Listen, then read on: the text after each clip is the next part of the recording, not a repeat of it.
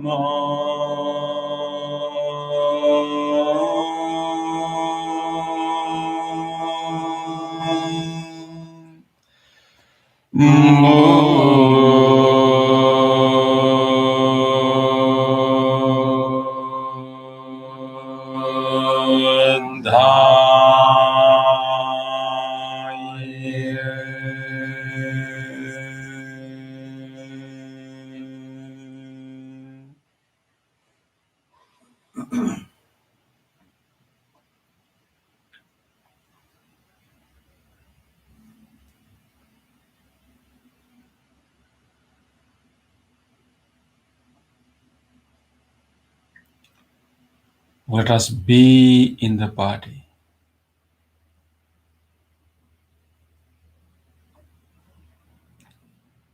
Just continue to feel the body, the way this body is sitting here, where we feel the touch sensation with our clothes, where our body touches, our body parts are touching each other. And just be in the body, allowing our mind to be simple and settle into this moment.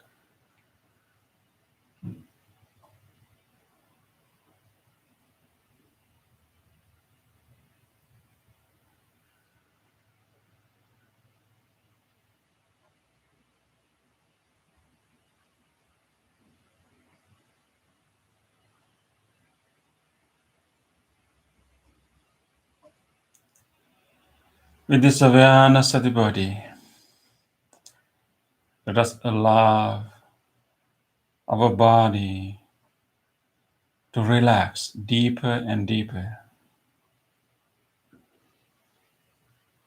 We will allow all the muscles, all the tightness or tension in the body to be released right now. Let us purposely pay attention to different areas of the body, and we'll purposely drop and relax.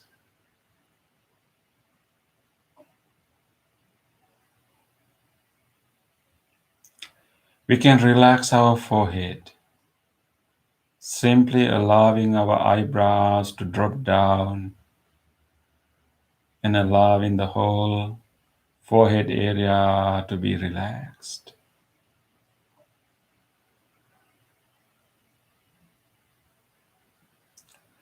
We will gently relax our facial muscles. We will simply drop our jaw inside the mouth and allowing the whole mouth and tongue to be relaxed.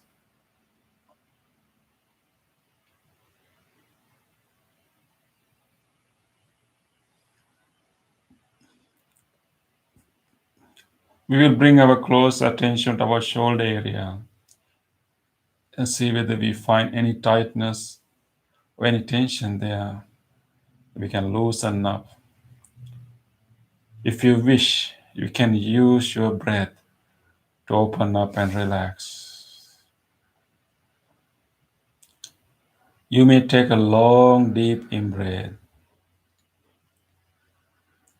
and allowing that breath to come down slowly while dropping the shoulders a little bit down, relaxing everything.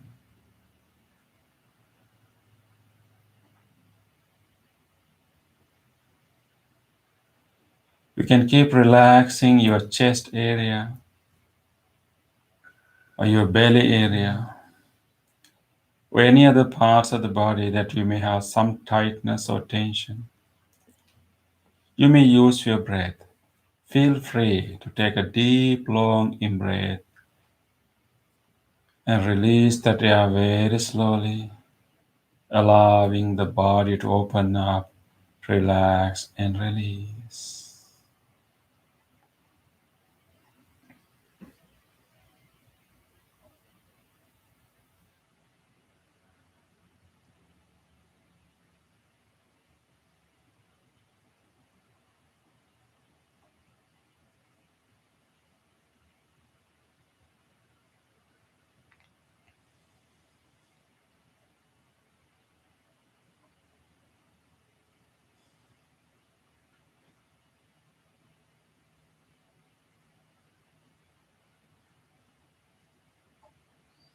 We will let this body to rest here. Let it to be here, as relaxed as it can.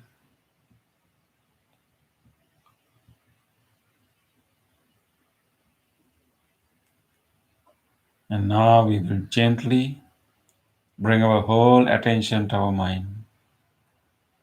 Let us take a moment to observe what are the thoughts, memories that will come to our mind right now.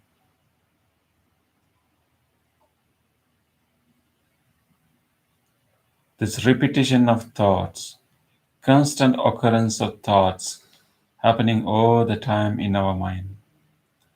Let us be curious and open right now and see what are the specific thoughts or memories that will come to our mind right now. We will simply notice them without developing any one of them further. We will notice them, recognize them, and drop them,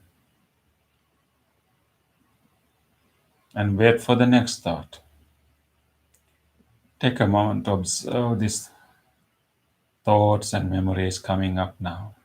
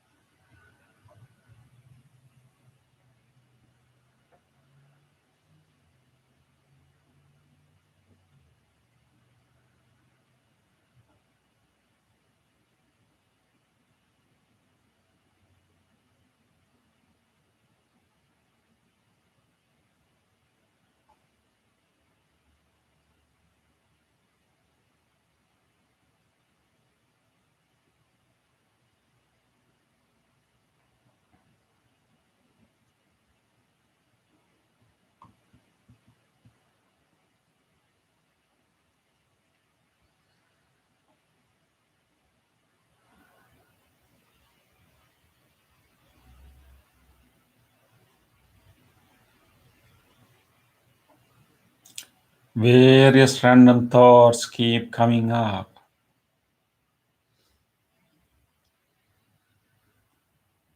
And these are simply random thoughts coming to us due to our previous experiences, due to our concerns.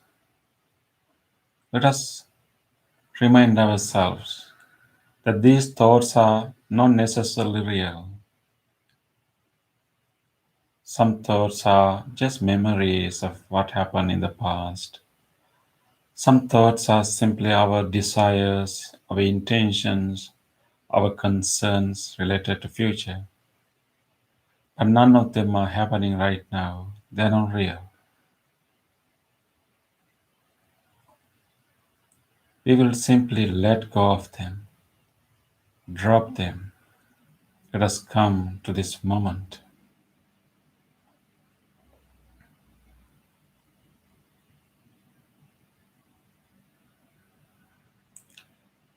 With this present moment awareness, let us now allow this our mind and allow the space in our mind to have wholesome thoughts. And we will fill our mind not with random thoughts, but with wholesome thoughts, thoughts that we are purposely generating right now. We will focus our mind on the Buddha, the awakened one, the supreme teacher, the great teacher who became enlightened, who was able to remove the ignorance and penetrated into the deep truths of our existence. Let us focus our mind on the Buddha on this special full moon day. If you like, you can visualize an image of the Buddha, an image with a serene face, with a serene, stable look, an image that shows the enlightened, awakened nature. Visualize such an image, a serene image with a posture, with a stable posture, and with hand gestures.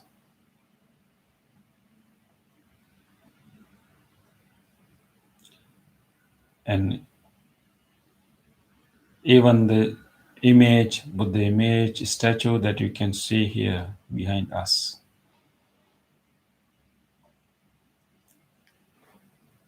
While keeping this image in the mind, let us continue to keep our mind on the Buddha, contemplating on different virtues of the Buddha. I will guide you to focus and contemplate three great virtues of the Buddha.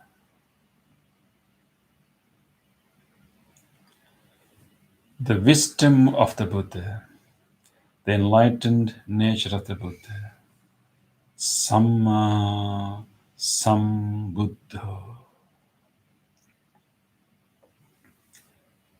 You can repeat these phrases in your mind after me. Fully awakened is the Buddha.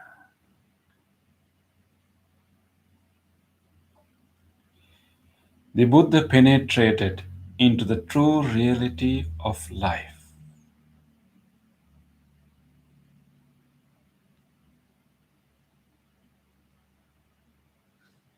The Buddha discovered how suffering arises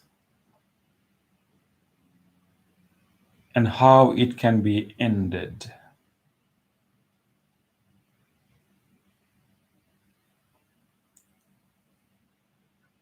The Buddha comprehended the principle of dependent origination.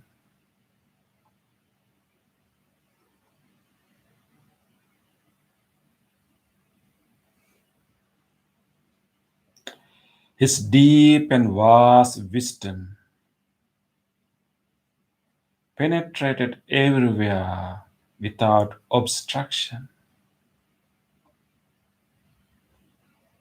Wisdom of the Buddha. Deep wisdom of the Buddha.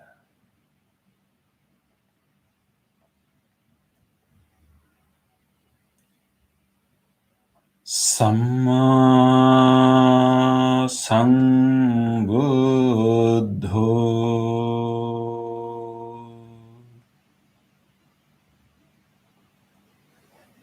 Samma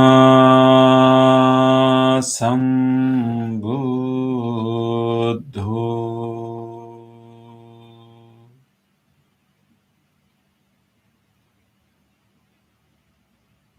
Samma Sambuddho.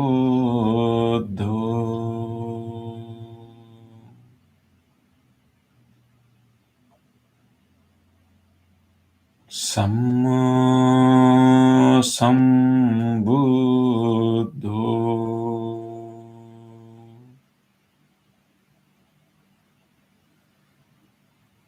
Samma Sambuddho.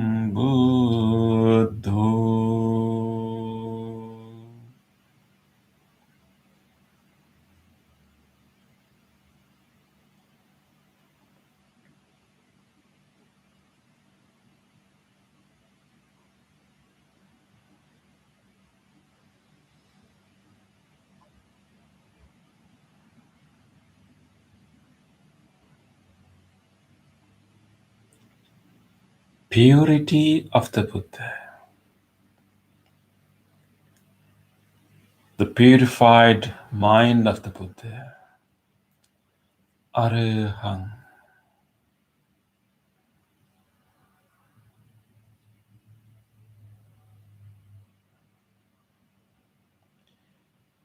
The Buddha was forever cleansed from all mental defilements.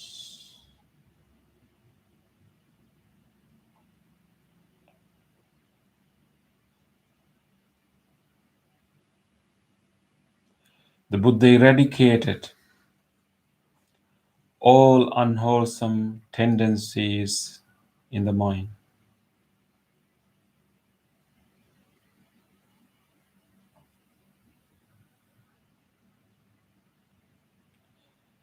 The Buddha was dispassionate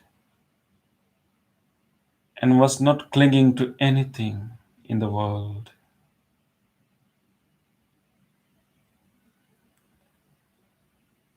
His mind was stainless and completely pure. It was completely pure. It was completely pure.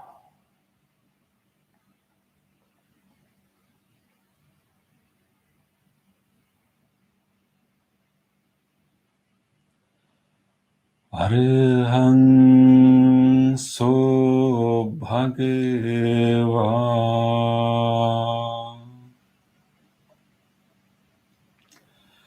Arahang so bhagavan.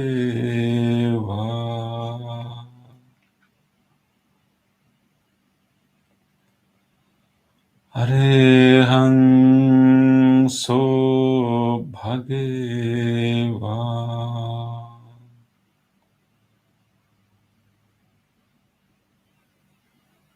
Arahang so bhagavan.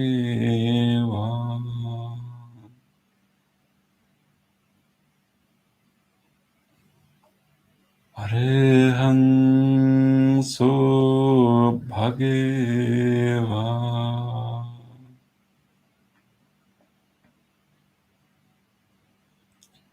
Arahang so bhagavan.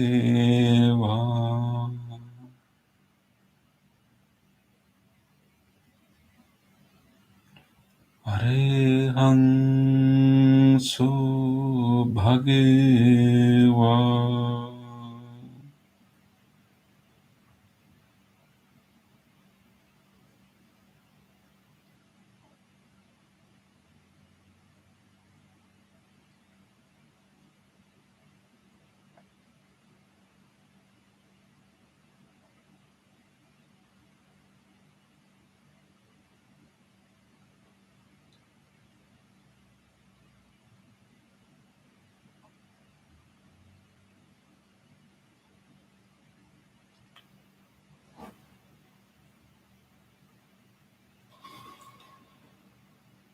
Great compassion of the Buddha.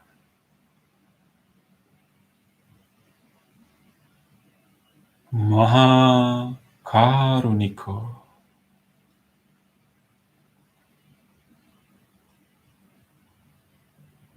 The Buddha was full of compassion towards all living beings.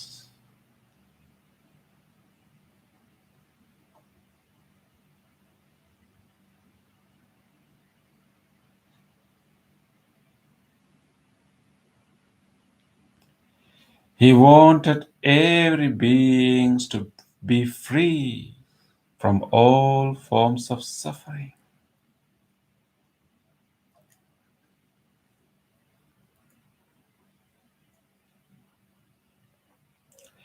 He sacrificed a lot to help all beings to be free from suffering.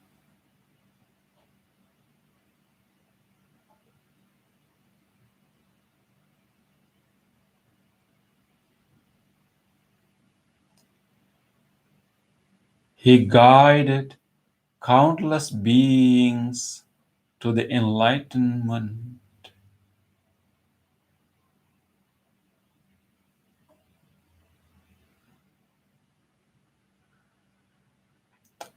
He treated everyone with compassion and with no discrimination. Great compassion, great compassion.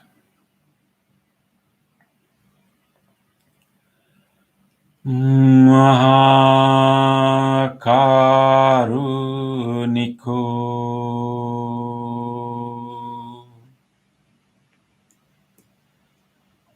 Mahakaruniko.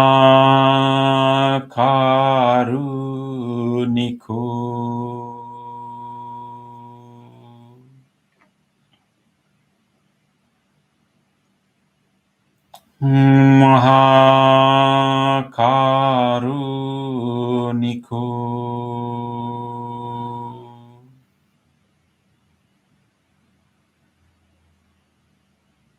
Mahakaruniko.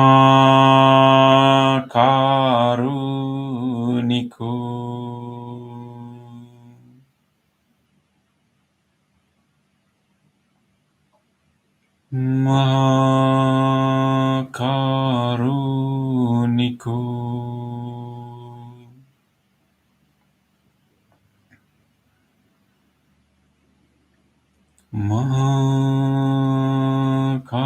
Mahakaruniko.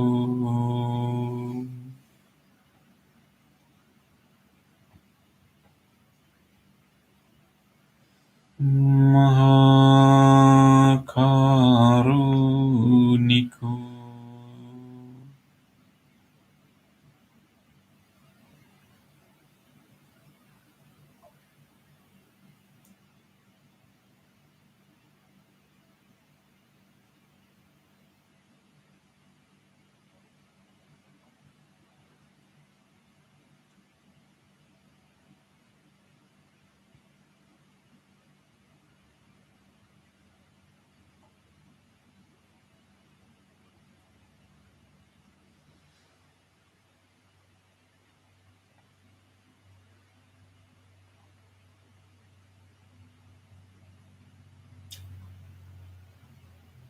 Deep wisdom of the Buddha,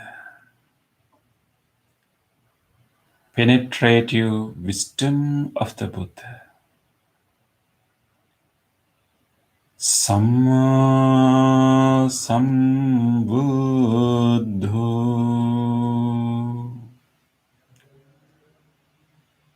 Samma Sambuddho,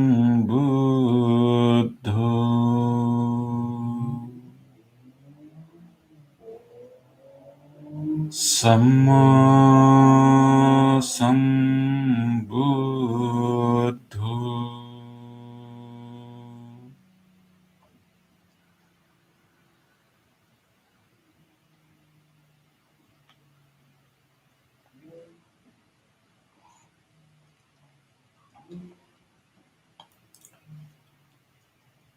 Purity of the Buddha, the stainless, purified mind of the Buddha.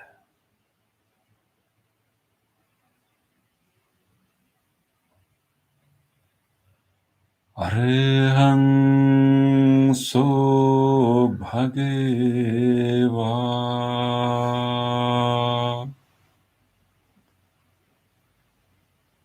Arahang so bhagava.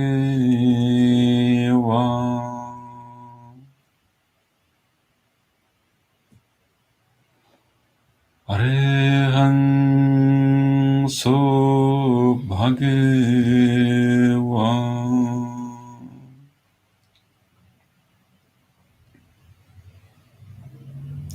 Arahang so bhagava.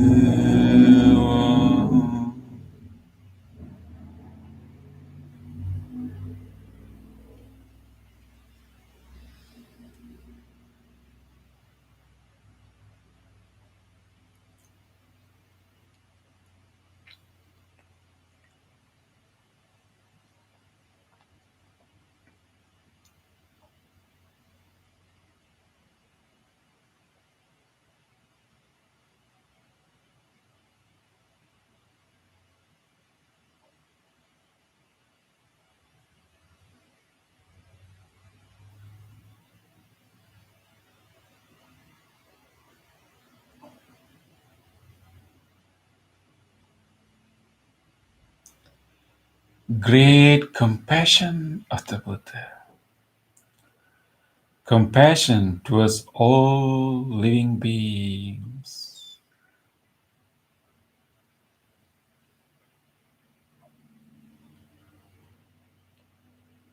Mahakaruniko.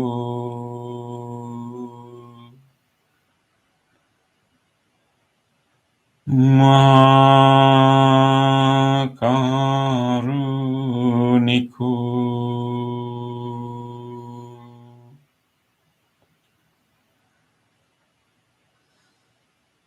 Mahakaruniko.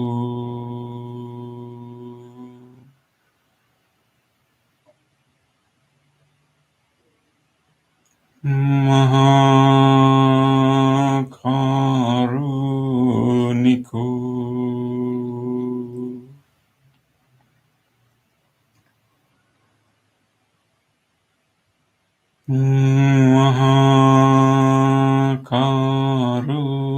Mahakaruniko.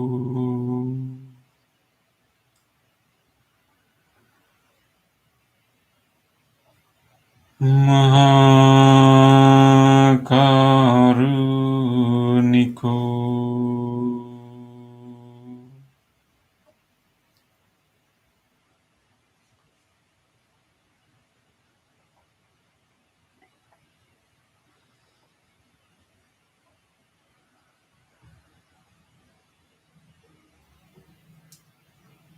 Appreciate,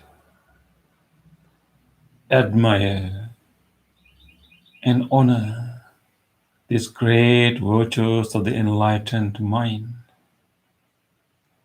vast wisdom, complete purity, unparalleled compassion.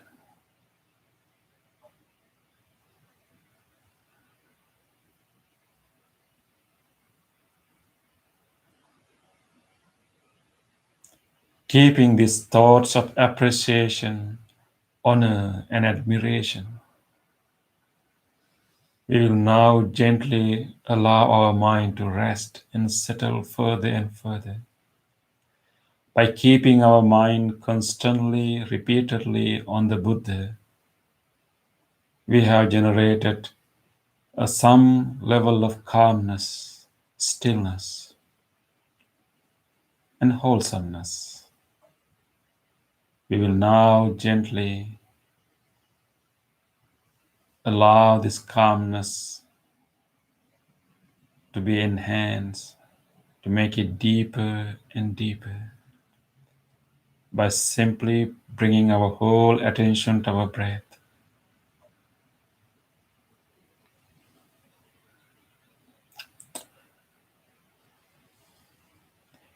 That great wisdom, that complete purity, that great compassion was possible due to this mindful practice. And this is the path to achieve that level of wisdom, purity, and compassion. Let us continuously bring our attention to the breath and continuously observe how this breath is happening right now without any interpretations or any thoughts. Simply observe the experience of in-breath and out-breath. Let us keep coming to the breath again and again. And allow our calmness to go deeper, deeper, and deeper. Be with the breath.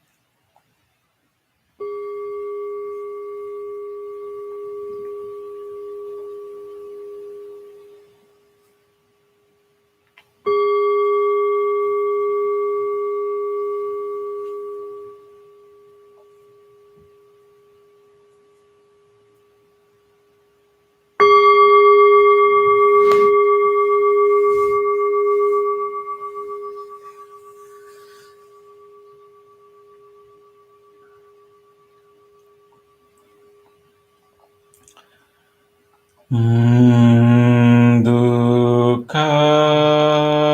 pataj nidukkha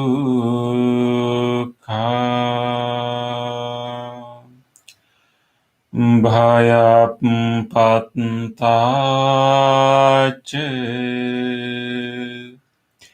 nibbhaya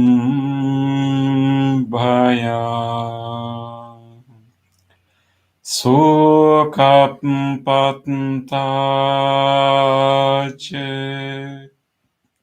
nisukha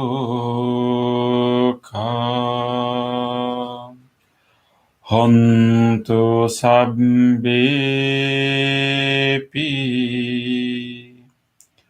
panino.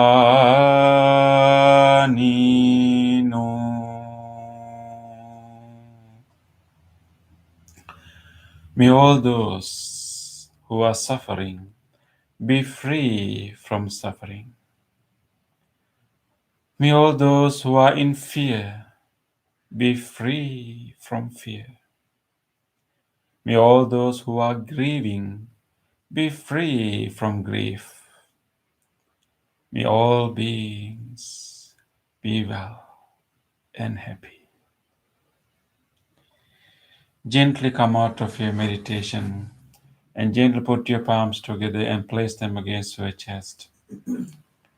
And take a moment to feel grateful for this opportunity on this full moon day to have this meditation in our life. Feel grateful to all great teachers in the past who passed this wisdom from generation to generation. Feel grateful to anyone who helped your meditation tonight, and even to people who tried not to disturb your meditation at home tonight. Even feel grateful to this device that helped you to connect to this meditation, and even to the chair, the cushion that you are sitting on, to this bell and everything. With deep gratitude towards all people and all things that made this meditation possible for us today. Let us say sadhu 3 times. Sadhu, sadhu, sadhu.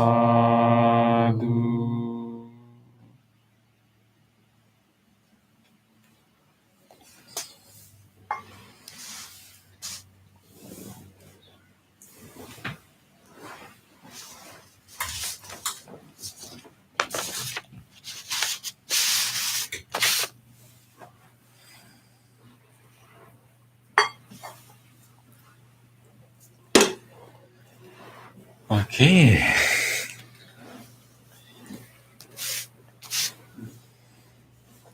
How was the full moon meditation? And so today is a different type of meditation, focusing on the virtues of the Buddha and enlightened mind.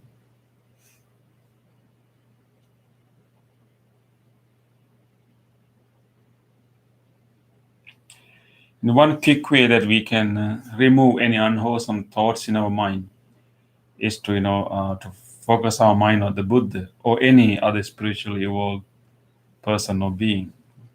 It's like whenever we have, unwholesome thoughts occurring, can be lustful thoughts, can be angry thoughts, can be envious thoughts, whatever. And if we can, bring the image of the Buddha to your mind, and if you can focus your mind on the Buddha, and you cannot really keep those, those unwholesome thoughts when you're having an image of the Buddha. And I remember one of a gentleman from Sri Lanka was telling me that and he has 2 sisters as siblings, and they usually fight when they were small. And then this boy usually get angry very quickly all the time. So whenever this boy had a fight with their sisters, his father will put him to the room where they do their practice, do their veneration of the Buddha. So that boy, when he's in that room, the only thing that he can see is the image of the Buddha. And he was so angry with his sisters, but when he was put in that room, and he cannot keep his anger because he see the statue of the Buddha. And that's the father's trick of helping him to control his anger. So in that way, so if we can refocus our mind on the Buddha, that's one easy way that we can get rid of unwholesome thoughts. Okay, so talking about the Buddha today, and you can call it today is the birthday of the Buddha. And interestingly, Buddha got his enlightenment on his birthday. And even he passed into paranirvana also on his birthday. Actually, I remember one day, like 2 weeks ago, Adrian's mother-in-law, she passed away. Adrian may be joining us, and she passed away on her birthday. Yeah. So it is possible. So, and of course, this is how the chronicles record these things that we. Of course, we have earliest strata of literature where Buddha has given his direct teachings, and then we have traditional chronicles that collect stories and collect histories of the Buddha. So it is in the tradition that we believe that all these 3 events happen on the same day. However, so I think when we think about today, I thought that usually we have our 16 defilements of the mind. So we are in number 6 today, right? But we thought that maybe we can push that topic to next week, and because today is the full moon day of Vesak, we should really focus on the Buddha.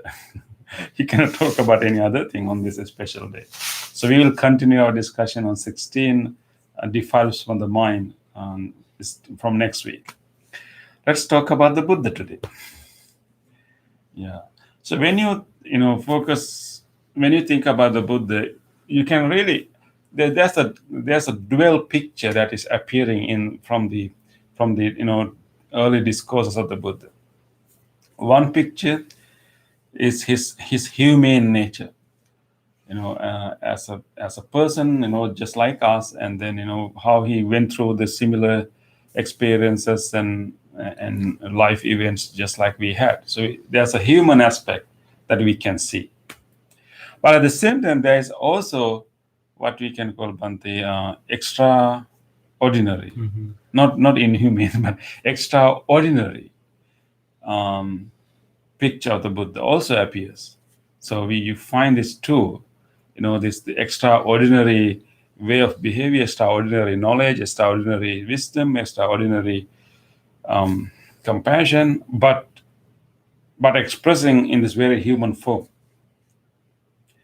So let's focus on the human aspect first, and then we can go to extraordinary aspect later, and then we can discuss. Of course, when you think about it in terms of historical terms, in Buddha, before he became the Buddha, was actually is a prince of a small kingdom. Actually, his father was a leader of a confederacy. Confederacy, right? Confederacy. It's like a group of rulers who control that area. It's a small area, and later, actually, even at the when Buddha was still alive, it became a kind of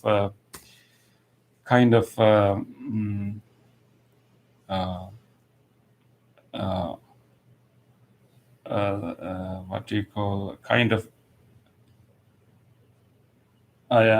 of a small unit of rule that is controlled by the larger kingdom, and Kosala, right? And there have a few expanding kingdoms at the time of the Buddha, and he was born on a small kingdom, and all these small kingdoms were under threat from the like swallowing larger kingdoms.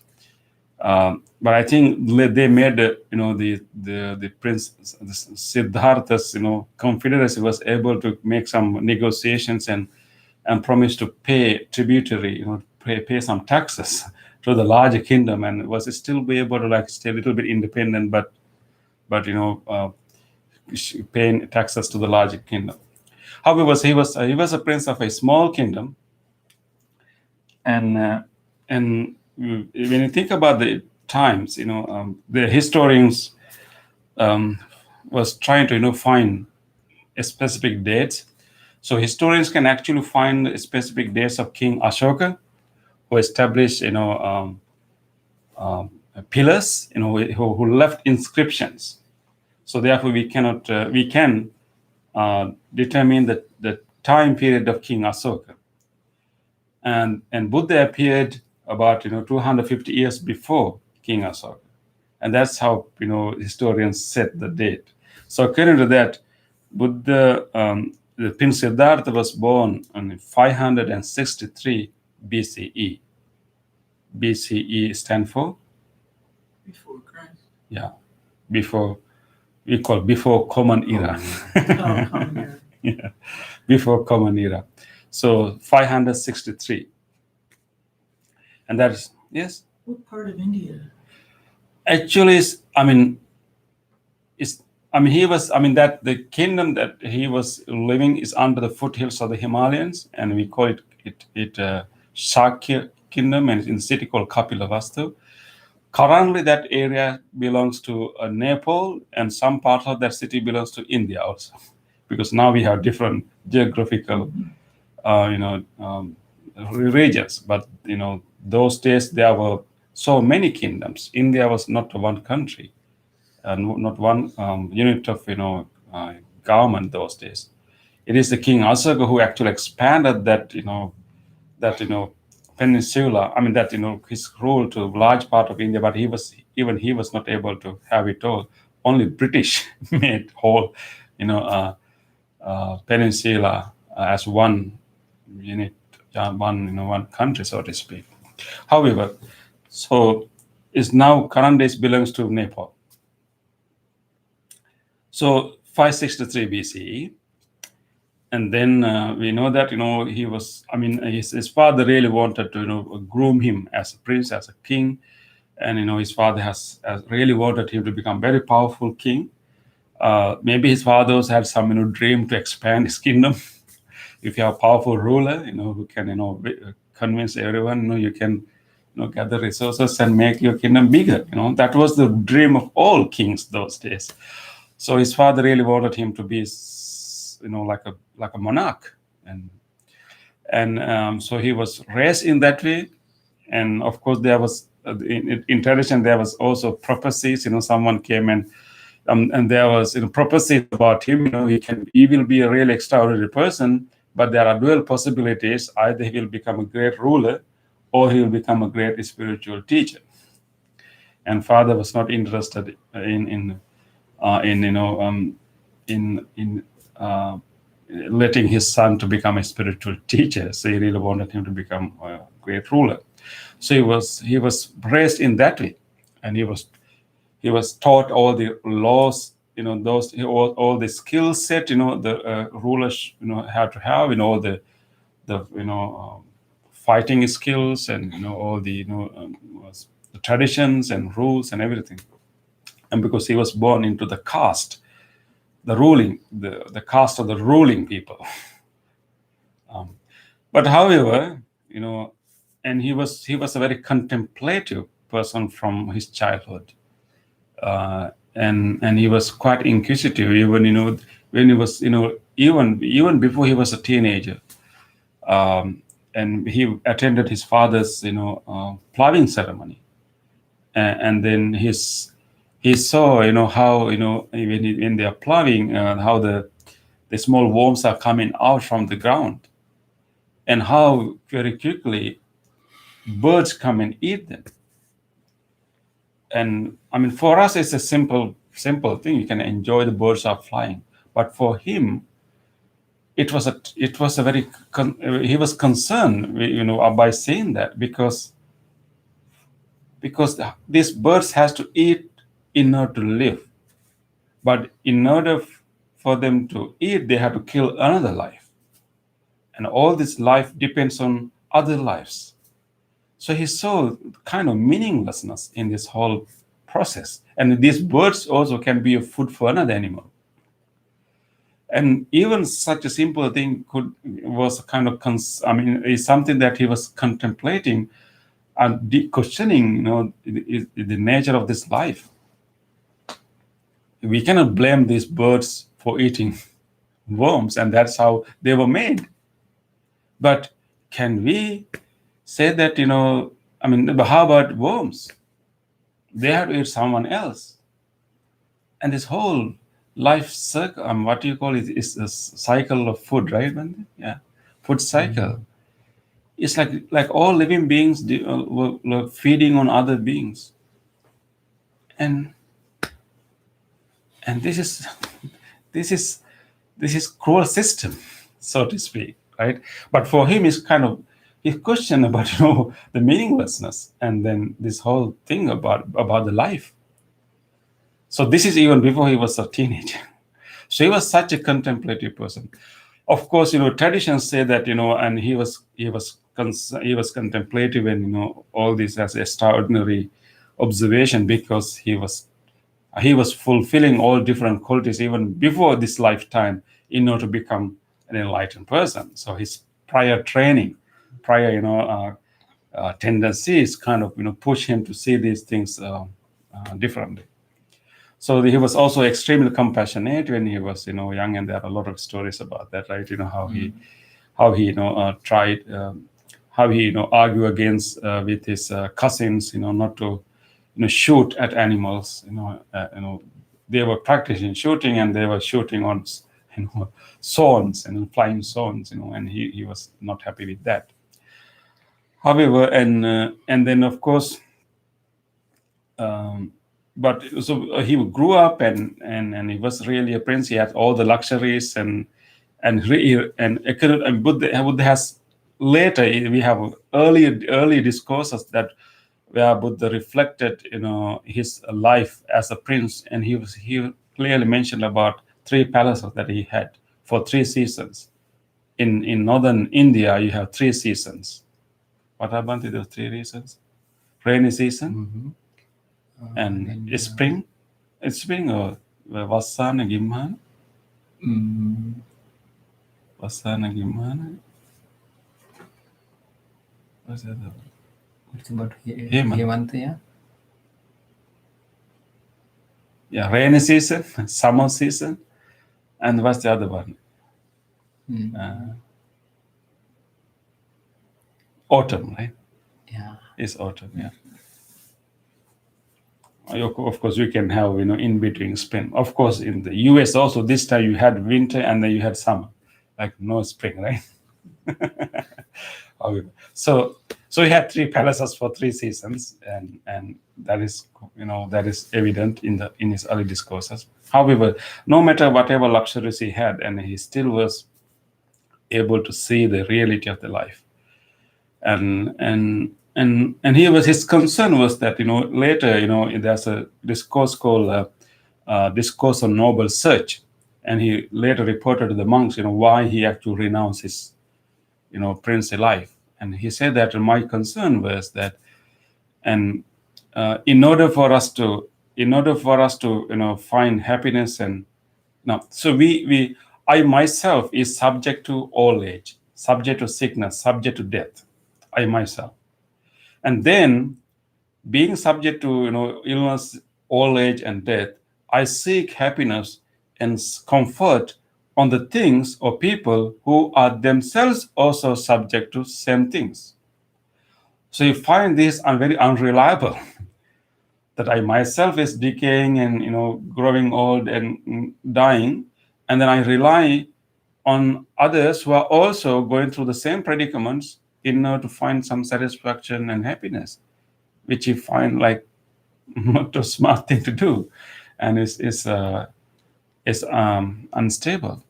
And he said, therefore, I really wanted to find a more like secured base to to find this deep meaning and happiness. And so then he was looking for that state of being, state of way of being, state of being that is not subject to these things. That's what he was looking for.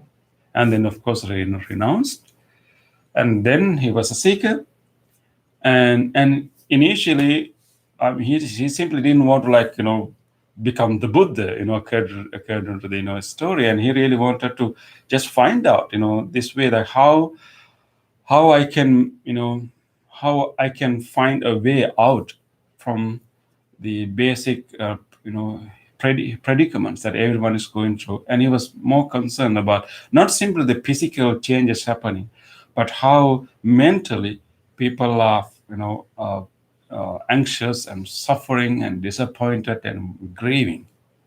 And that was his concern. Is there a way that we can change our mind to go through these things without being, grieving and crying and, and being subject to suffering?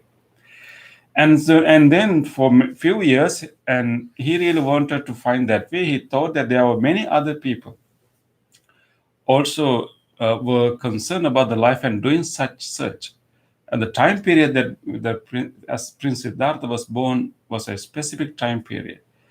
That is, 6th century BCE, was an extraordinary period, and there was the kind of, clash of different ideologies happening on that time.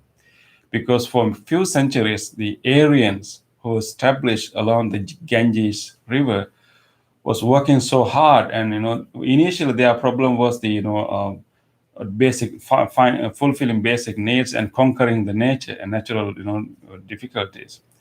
But so therefore they struggled. They thought that if they can produce enough food and enough needs to satisfy the needs of all the population without much difficulty, that will be the heaven, that will be the paradise. And so that is why they divided the labor and created the caste system. So people were assigned different tasks for the whole society to move to a particular state, comfortable way of life. So for many centuries they were doing that, and they were committed to that. And by 6th century BCE, they were able to do that. By 6th century BCE, they were able to produce surplus. And therefore, they also, at that time, they were also using coins, like currency and money, like, symbolic item for things. So they kind of achieved that, level. But then some people realize that even when you have enough needs, your needs are fulfilled, you can easily produce things, because they were also discovering, they were also utilizing metal instruments, and they were developing technology to create things. But they realized that even when they reached that level, by 6th century BC, they built cities. They built highways, and they have enough to eat, enough to. But then some people were concerned that even when you reach that level, still people are not fully satisfied. And so there were a group of people who denied this whole, kind of questioned this whole system, and wanted to find alternative answers to the life's problems. And they thoroughly believed that this structural change in the society is not sufficient to make this change. They were focusing on changes can happen in the mind. So there are many ascetics who were doing the same thing. So Prince Siddhartha, who became an ascetic, was willing to learn from them. So we went to two teachers, right? But it's three or two? Two teachers, right? Yeah. According to the early discourses, two teachers. In some accounts, they say three teachers. And he was willing to learn, and he was learning from them, and then found out actually those teachers actually had done quite a bit of advanced practice in terms of meditation, and they were able to achieve very stable, supreme level of calmness. But the issue was that the ascetic Siddhartha was very good. He was so keen on practicing and learning all these things. He was achieving the same levels of deep calmness and deep peace that these teachers were experiencing, and they were so happy that this student quickly learn all these things, and they invited, and you reach what you reach, so please join our teaching staff, and we can train many others to achieve the same. But ascetic Siddhartha was not very happy, completely happy with the state that he's achieving. The reason was that he was able to achieve that peace and stay free from all disturbances, all worries and suffering while he's in the meditation.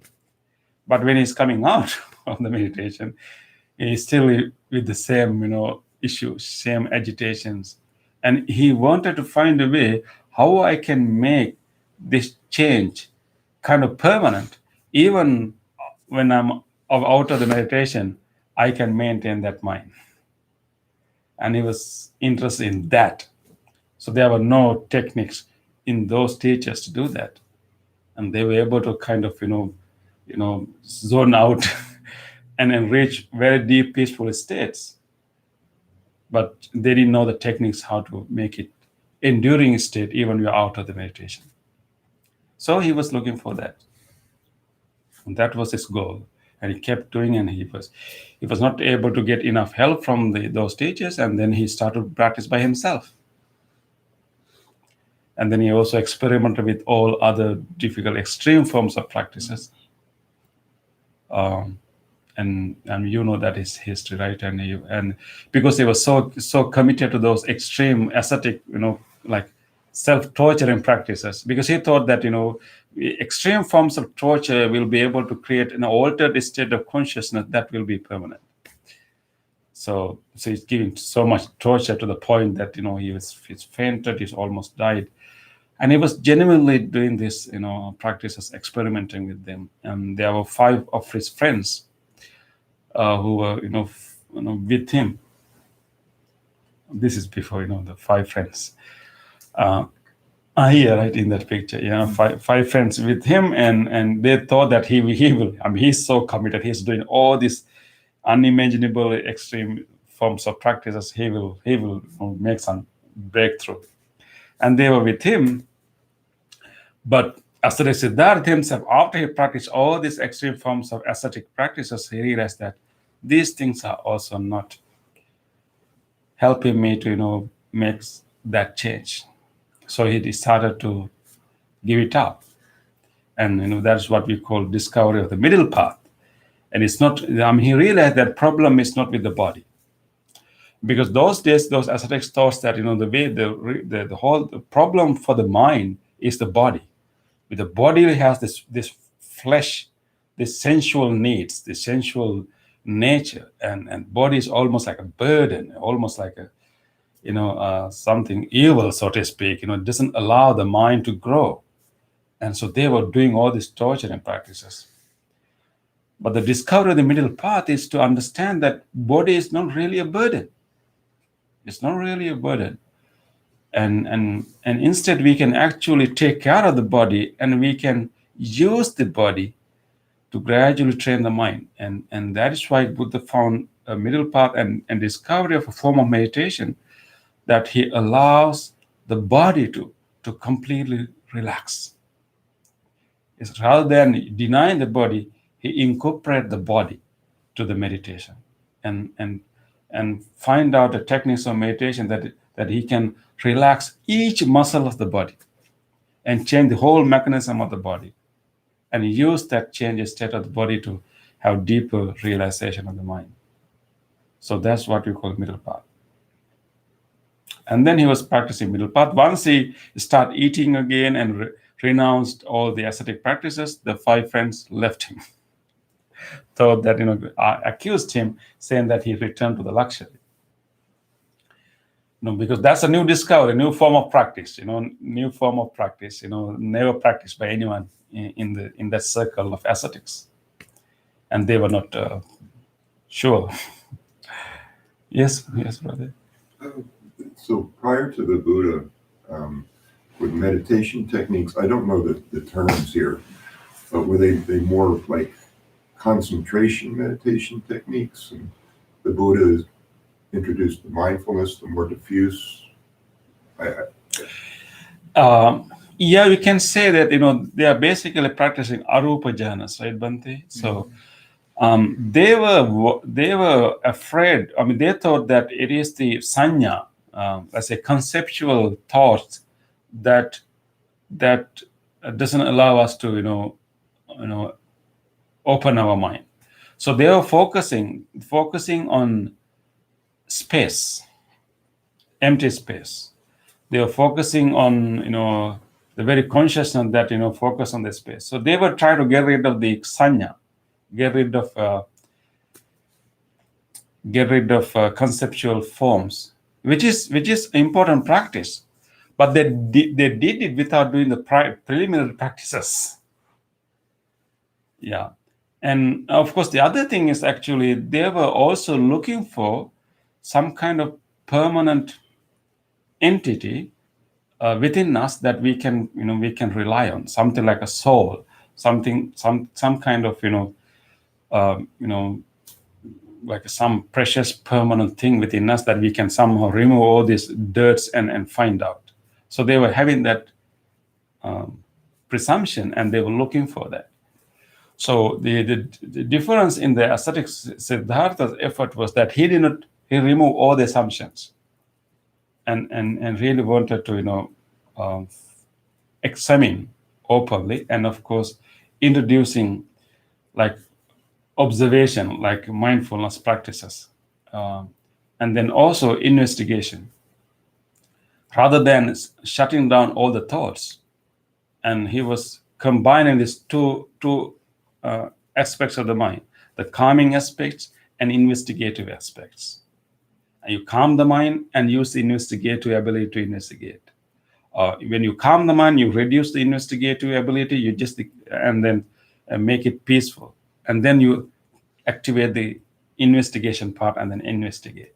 So the balancing of these two aspects of the mind is the kind of unique contribution of the ascetic Siddhartha.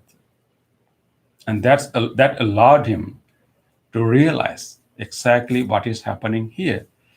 And we feel like there's an existence of a self, a permanent self across the time. That is the experience of all living beings. We feel like there's a continuing, enduring experiencer and continuing agent from our childhood all the way to now, or maybe even before that, whatever. So we have that experience, and I mean everybody feels like that. That's very normal. But what they discovered is that actually, instead of this enduring, continuing, a permanent self, what is really there is a constant occurring of experiences, one after the other, one after the other, one after the other. There's a series of experiences. So he was able to see through it and go beyond the delusion of ego. And I mean, of course, we feel like that, but it's a construction. And of course, and then what you call the enlightenment is to see through. And and there's an interesting statement of the Buddha after Buddha at enlightenment. He kind of uttered, joyful utterances, and he said that I traveled through the samsara again and again, seeking for the house builder. He used the term house builder, but not finding. But today, and he addressed the house builder. Today I saw you. I saw you. Today I saw you, and now you have been seen, and your ridge pole is shattered, your rafters are broken, and you will not build any more house for me. So he's metaphorically expressing his enlightenment experience. House builder, what do you mean by the house is actually self, or maybe the five aggregates. And that's the house. And it's interesting image, interesting similar to say it house, right? Because when you say house is a putting together different pieces in a particular order, right? That's what we call house. But if someone asks, what is the house? Where is the house? You have to show maybe roof. If you point out to the roof, you say, oh, that is roof, not the house. Okay. Oh, no, this. You can point out to the wall. And somebody can say, that is wall, not the house. Where is the house? You will not be able to point out to the house. House is simply combination of all these different parts. There's no house in the real sense. But there's appearance of house when these parts are put together in a particular order. In the same way, what you call self is just like that house. But what we really have are the five different processes. physical processes, our cognitive processes, our emotional processes. Our consciousness is also as a process as being of conscious. So we have 5 aggregates, right? Physical form, sensation or feeling or sensations, what you call perceptions, which is cognitive process memories, and then what you call volitional formations, all kind of conditionings and habits, and then consciousness, what you call the 5 aggregates. So what's really there is this functioning of, dynamic function of these 5 aggregates, and we call it self, just like we call it house. And Buddha said that I was looking for a house builder. Who's building this house? Who is the creator? Who is the creator? I was looking for this creator who creates these beings, who create. I mean, he's saying that I was looking for the creator, and he said, "I have seen you today." What is really interesting is that the creator that Buddha saw is not someone out there, somewhere else is creating these beings. He's talking to himself. And he said, I found the creator. And the creator, according to him, and he said that at the last line of this statement, he revealed the creator. It's the craving. That was the creator, according to the Buddha. Simply the need, the craving that arise at some part of our evolution, that need or craving to maintain self-identity. We call bhavatanha. And also craving to indulge in sensual pleasures. That's also a different manifestation. There can also be perverted manifestation of craving, that is the craving to destroy the constructed self. However, so the craving is the builder, craving is the creator, and it's the I saw you today. Yes. Have you ever seen The Wizard of Oz? We said? The Wizard of Oz. It's a classic. We said of? Wizard of Oz. Oz. See, No. Classic. 1939. you gotta see it. Okay. What is Ignore talks the about? man behind the screen. Do you remember that? Yep. It's hard to explain, but Okay. they were looking, I think, for the master who controlled this entire world, and it turned out that it's this little old guy standing behind some curtains off in the corner who was saying, "Ignore the man behind the screen." So, Okay. It's like same idea for Matrix, film Matrix. Matrix. Matrix, yeah. Uh, Whatever. And the rich pole is shattered means that he destroyed the ignorance. We have basic blindness to this whole process, and that is why we don't really see how our experience is constructed. So, and once he revealed that, and that revealed the secret of beings, secret of the existence, and he realized that we can overcome this whole thing. And once he realized that, he created an enduring state of peace for him. And he realized that everything is constructed. Everything is dependently arisen. And he don't have to take everything seriously. And that gave him peace. And then he started to share that with many others. He went back to those 5 friends who left him. And then he started to teach them. he struggled with that, didn't he? Yeah, I mean, the 5 friends didn't believe that he was struggled enlightened. If it was a good idea to pass it on, or if he was able to pass it on. Yes, there was a period Buddha was contemplating how I can explain what I realized through the concepts and the language, which are themselves limited. And also thinking about different levels of understanding of the people, And initially he was kind of hesitant, but then later he was trying to find a way to put this teaching in language. And he had to come up with the specific terms also. We can keep talking about the Buddha for hours. But it's an important day. I think in the history of human civilization, it's such a great day that, one of the human beings kind of come out from this ignorance and realize that how these things are happening in the first place. So the Buddhism is not like a revealed religion.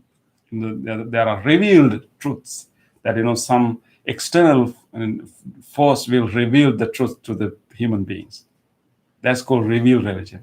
But Buddhism is very different. It's not a revealed religion. It is a realized religion. One of the living beings somehow come out from the shell of ignorance and then say, hey, I got this. It's called realized religion. And that says that every human being has the same potential. And that's what Buddha was guiding many people to attain.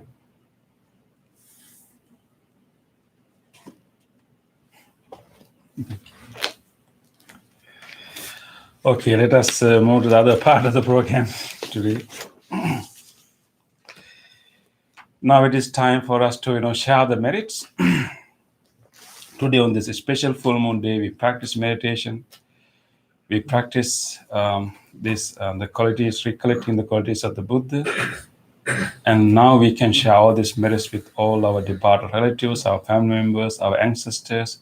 May they too share these merits. May they be well and happy wherever they may be. Idang me ñātinang hotu sukita hontu ñātayo. Idang me ñātinang hotu sukita hontu ñātayo. Idang me ñātinang hotu sukita hontu ñātayo. May all other living beings, if there's any living being who would like to share this merit, may he or she do so. May all living beings share these merits. May all living beings be well, happy, and peaceful. Etntavata ca amhi sambhatam punya sampadam sabbe deva anumodantu Sabba sampatti siddhya sabbe bhuta anumodantu sabba sampatti siddhya sabbe satta anumodantu sabba sampatti siddhya. Wish for the well-being of the world in English. May the weather be pleasing. May the people prosper in their lives. May there be peace and happiness in the world. May the rulers be righteous. May all those who are suffering be free from suffering. May all those who are in fear be free from fear. May all those who are in grief be free from grief. May all beings be well and happy. Aspiration. May this wholesome act quicken the liberation of my mind from mental defilements.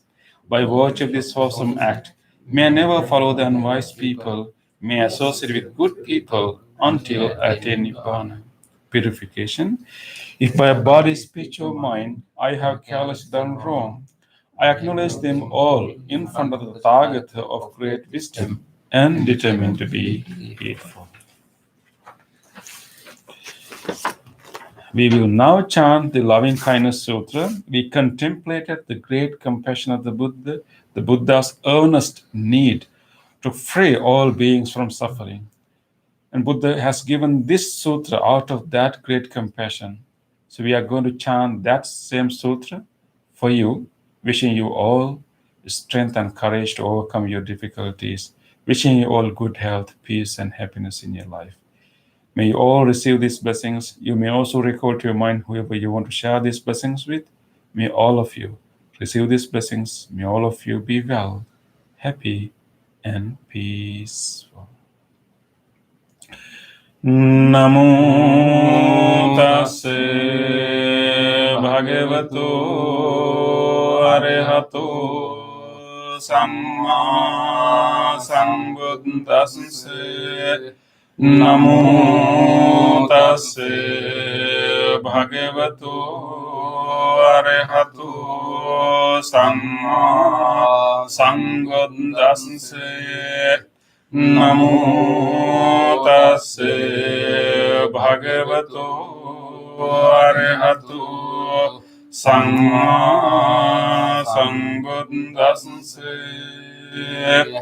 කරණීය මත්ත කුසලේන යන්තං සන්තං පදං අபிසමිච්ච සක්ඛෝ ජෝච සුජෝච සුවචෝ චසංස මුදු අනතිමානි සන්තෝසංස කෝච සුභරෝච අප්පකිච්ඡෝච සල්ලහෝක වොත්ති සංත්‍රින්ද්‍රියෝච නිපකෝච අප්පගම්බෝ කුලේසු අනනුගින්දෝ නච කොද්දං සමාචරේ කිංචේන විඤ්ඤෝ පරේ උපවදෙය්‍යං සුඛිනෝ වාකේමිනෝ හොන්තු සබ්බේ සත්තා භවන්තු සුඛිතත්තා ඒකේචිපාන භූතත්ති තසාවාතාවරා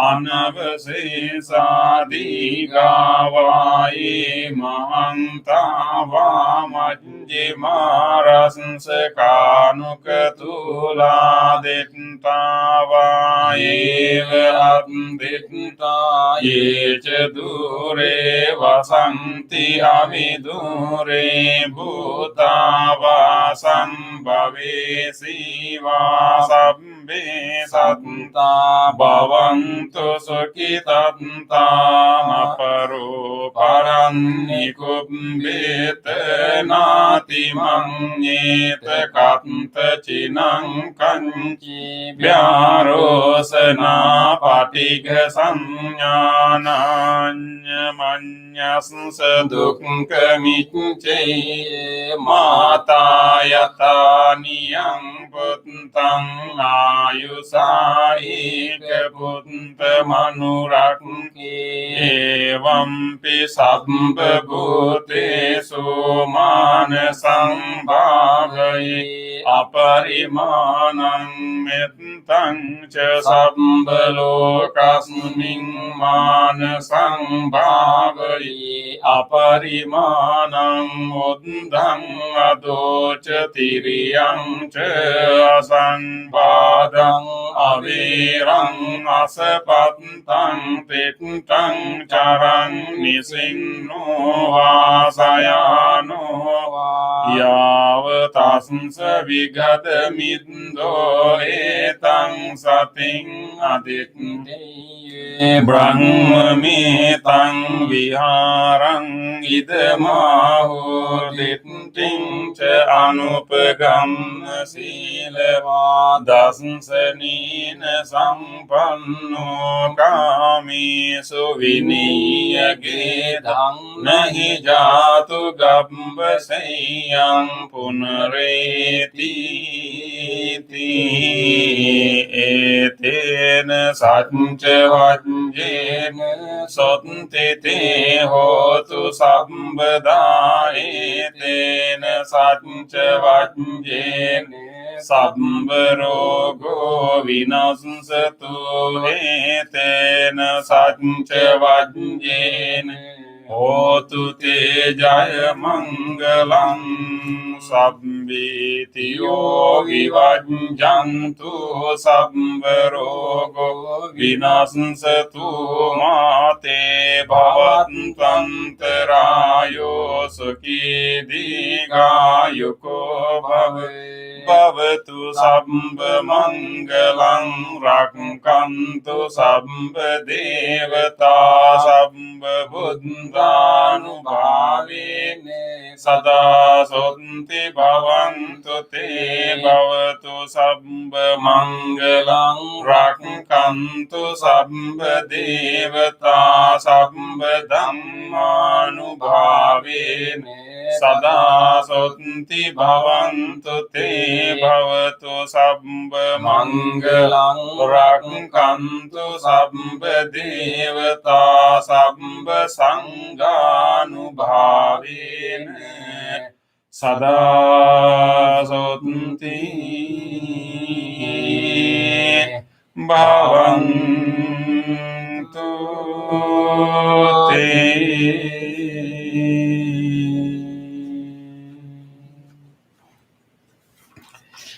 Let us spend a moment of reflection, recalling to our mind a kind deed that we were able to do during last few days. Think about a moment, an incident, in which you were able to be kind to someone. In your speech, in your action, even in your hearing, listening to someone, just recall an actual incident. Let us rejoice these kind deeds. These kind deeds show that we can overcome our defilements, we can evolve, we can do our kind deeds. On this day, or in the past, if I have done kind deeds to other beings with my body, speech, or mind, whether great or little, here before the Buddha, I call to mind those kind deeds and let my heart rejoice. I rejoice in those kind deeds, appreciating the opportunity to be helpful to others. I rejoice in those kind deeds, wishing more opportunities to practice compassion. I rejoice in those kind deeds, resolving not to compare myself with others. I rejoice in those kind deeds, and glad to share this joy with all beings everywhere. May my kind deeds relieve the burdens of other beings. May my kind deeds shield me from all dangers and pain. May my kind deeds and merits that come from them help me in freeing my heart. Let us now recall to our mind whatever help we receive from others. Think about past few days and recall to your mind the help and kindness you receive from others. Even a simple one. Let us rejoice goodness of others. On this day or in the past, if I have seen no heard of the kind deeds done by others with their body, speech, or mind, whether great or little, here before the Buddha, I call to mind those kind deeds and let my heart rejoice. I rejoice in the goodness of others, being always ready to praise kind people and follow their example. I rejoice in the goodness of others, appreciating that there are many good-hearted people in the world. I rejoice in the goodness of others, expressing gratitude for any kindness done. May the kind deeds of others bring safety and happiness to many living beings. May the kind deeds of others foster gratitude and fellowship among many living beings. May the kind deeds of others nurture goodness in me and many living beings. Sadhu, sadhu, sadhu. Thank you everyone for joining our meditation on this special full moon day. And we wish that may you continue this peace, continue this energy through the, not through the week, but through the year. And let us wish that, by the power of our practice and by the power of, practices of all people done today or previous days, may we all be able to overcome this pandemic, and may all people around the world have a stronger immunity. And my wish is that may this virus evolve into be harmless one. Harmless one, yeah. Let us wish for that. Thank you. Good night, everyone. Night. Okay.